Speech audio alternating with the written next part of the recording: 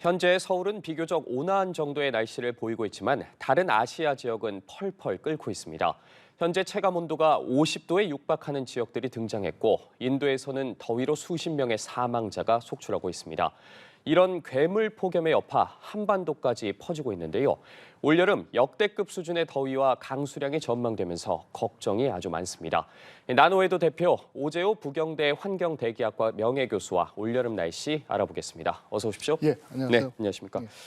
지금 아시아 여러 나라가 이 폭염으로 아주 고민이 많습니다. 네. 사망자까지 속출하고 있다는데 네. 현재 어떤 상황인지 정확히 좀 짚어주시죠. 예, 폭염띠가 아시아만 국한된 것은 아니고 예. 지중해에서 스페인부터 시작해서 폭염띠가 쭉 가서 우리 한반도를 거쳐서 일본까지 해서 나타나고 있습니다. 예. 다만 이제 인도 같은 경우에는 그 북부 지방을 중심으로 해서 거의 45도 가까이 올라가고 체감 온도는 훨씬 높겠죠. 그 폭염띠가 벵글라데시, 미얀마, 베트남 이런 식으로 다 연결돼서 나타나고 있는 걸로 보입니다. 예, 말씀해 주신 것처럼 인도나 태국, 라오스 등에서는 휴교령에 이어서 지금 야외 활동 자제령까지 내려진 걸로 알고 있습니다. 네. 이 나라들의 평년 기온과 비교해 봤을 때 지금 도대체 얼마만큼이나 더운 겁니까? 평년보다 한 4, 5도 정도 높은 거로 되어 있고요. 평년 기온보다 4, 5도나 무려 네네. 높은 겁니까? 보통 우리가 그 폭염주의보나 폭염경보 할 때는 절대선을 끊었습니다. 우리나라 예. 같은 경우에는 35도가 이틀 동안 이상 될 때 폭염경보를 내는데 예. 사실은 기온이 지구온난화로 인해서 전반적으로 다 올라갑니다. 겨울부터. 그렇군요. 그래서 이런 나타나는 현상들이 인도 같은 경우에도 작년에도 폭염이 굉장히 심했는데 그때는 4월 말부터 시작했는데 올해는 4월 중순부터 시작을 하고 있네요. 예. 지금 한 기상학자가 이 현상을 유례 없는 괴물 폭염이다 이렇게 네. 이야기를 했거든요. 네. 그러면서 이 폭염 여파가 한국과 일본에까지 퍼지고 있다 이렇게 말을 했어요. 네, 한국과 일본이 절대적으로 예외가 될 수 없고요. 실제로 영향이 있는 겁니까? 그럼요. 그러니까 며칠 전만 해도 서울 기온이 거의 30도 가까이 예. 올라갔고 또 일부 지방에는 30도까지 도달했는데 이런 것들은 거의 첫 번째 아니면 두 번째 기록이거든요. 예. 이런 것들이 앞으로 자꾸 경신돼서 나타날 걸로 보이고 있습니다. 네, 말씀하신 것처럼 지난 19일이었습니다. 네. 이 서울의 한낮 기온이 28.4도, 정말 더웠던 걸로 기억을 하는데 다음 날 대구에서는 무려 29.4도까지 한낮 네. 기온이 관측이 됐다고 하거든요. 네. 사실상 여름 날씨였는데 이 반짝 더위가 아니고 그러면 앞으로 계속 이런 현상이 반복된다고 봐야 할까요? 그 지구 온난화를 갖다 이렇게 설명합니다. 우리가 평소에 있던 기후가 한 면이라면 지구 온난화는 게 또 다른 면인데 이것이 이렇게 대체돼서 앞으로 계속 더워지는 것이 아니고 언뜻 더워졌다가 다시 옛날로 돌아갔다가 네. 이래서 29도로 올라갔다가 또 이틀 뒤에는 또 이게 그냥 20도 이하로 또 떨어지고 그렇게 해서 우리 생활이나 생태계가 맞추기가 점점 더 어려워지는 그런 상황이 되는 것 같습니다. 네. 교수님 말씀 듣고 보니까 이번 여름 정말 얼마나 더울지 벌써부터 걱정이 많이 되는데 우선 이 미국 국립해양대기국에서 올여름 엘니뇨 현상 가능성을 내놨습니다. 네. 이 엘니뇨 현상이 어떤 건지 좀 먼저 설명해 주시면 좋을 것 같아요. 네, 아마 우리 초등학교 때 또는 중등학교 때 북동무역풍, 남동무역풍 이런 이야기를 들었을 겁니다. 예. 지구 적도 중심으로 이렇게 모여서 동쪽에서 서쪽으로 바람이 불고 바닷물도 그쪽으로 딸려갑니다. 그렇게 해서 태평양에서는 필리핀 있는 쪽이 서쪽이 조금 온도가 높고 또 페루 있는 쪽은 온도가 좀 낮은데 거기는 찬 바닷물이 올라오기 때문에 그렇습니다. 그래서 그런 게 보통 현상인데 이렇게 서풍이 불던 게 중지를 하게 됩니다. 또는 약해져서. 예. 그럼 더운 물이 필리핀까지 오지를 못하고 페루 앞바다에 머물거나 태평양 중앙에 머물게 됩니다. 그렇게 되면 필리핀 쪽이나 서쪽에 있던 강우대가 태평양 중앙 또는 태평양 동쪽으로 가버립니다. 그렇게 되면 이제 기후가 변하는 거죠. 또 비가 안 오는 쪽에서는 그쪽에 비가 오니까 거기는 또 사막 홍수가 나게 되고 또 인도네시아나 호주 이런 적도 지방 쪽에는 비가 오던 곳이 안 오게 되니까 또 가뭄이나 산불로 애를 먹게 되죠. 예. 지난 겨울에는 이상고온 현상이 끝나자마자 갑자기 한파가 찾아오지 않았습니까? 네. 라니냐 현상 때문이라고 했는데 최근 3년 동안 계속해서 라니냐가 이어졌는데 이제 또 엘니뇨가 그렇습니다. 온 걸로 보여요. 예. 그럼 이 라니냐와 엘니뇨가 이렇게 상관관계가 있는지도 궁금하고 이게 어떤 의미를 갖는지도 알고 싶거든요. 앞에서 말씀드린 것처럼 그 웜풀이나 따뜻한 바닷물이 인도네시아 필리핀 쪽에 있던 것이 보통인데 예. 이게 페루 쪽으로 가버리는 게 이제 엘니뇨고 아, 예. 때로는 이게 서풍이 너무 강해져서 더운 쪽에 더 더워지는 게 라니아입니다. 아, 그렇군요. 예, 지난 3년 동안은 라니아가 계속되어 왔었는데 그게 막 마친 지가 지난 금년이 시작되면서 라니아 약해지고 지금은 엘니뇨 쪽으로 가는데 이번 여름이 되면 엘니뇨가 거의 뭐 형성이 제대로 되는 엘니뇨가 뭐 최성기에 가까운 쪽으로 가리라고 보고 있습니다. 예.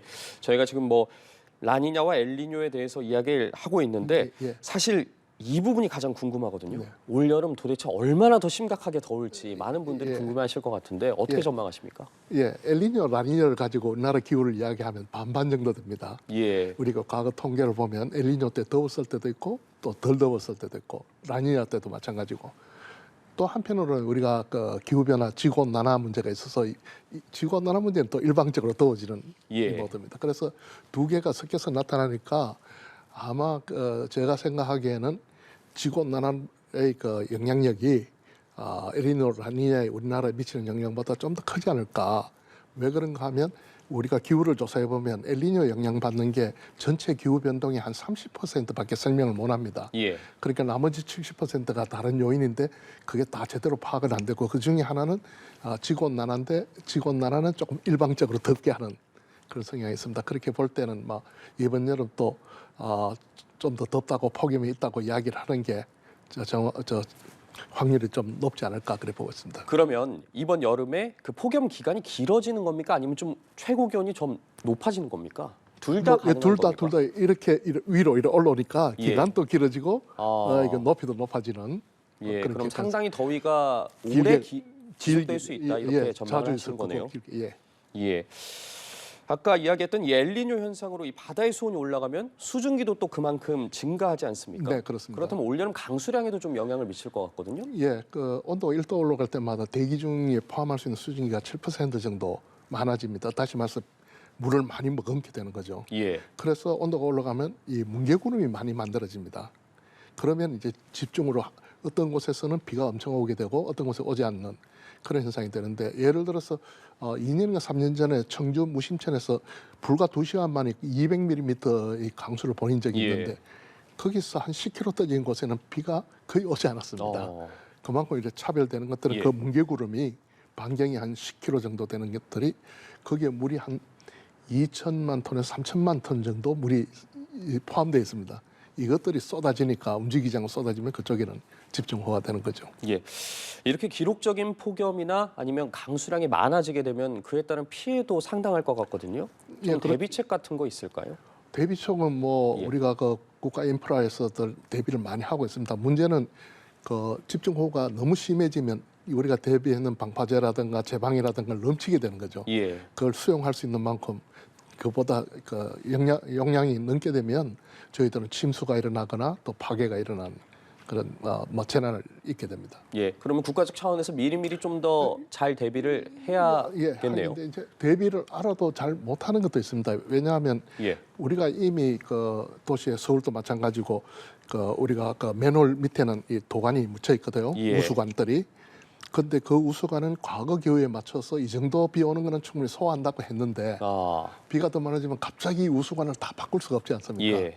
그러다 보면 여기서 이제 넘치게 되고 이제 침수가 일어나는 거죠. 예, 현 실정에 맞게 개보수도 좀 필요해 예, 보이는데 가장 중요한 그래도 근본적인 대책은 아무래도 기후 변화를 막는 거라고 볼 수 있을 것 네. 같은데 그런데 사실 이제는 좀 늦은 게 아닌가 이런 생각도 들거든요. 뭐 어떻게 늦을 보십니까? 때가 늦었다고 생각할 때 가장 빠를 때라고 예. 이야기는 하는데 그것은 두 가지 면이 있기 때문에 그렇습니다. 하나는 뭔가 하면 우리가 잘 알고 있는 것처럼 대기 중에 온실가스가 점점 증가돼서 거기에 따른 기후 변화가 일어나니까 이 온실가스를 줄여서 옛날로 돌아가자.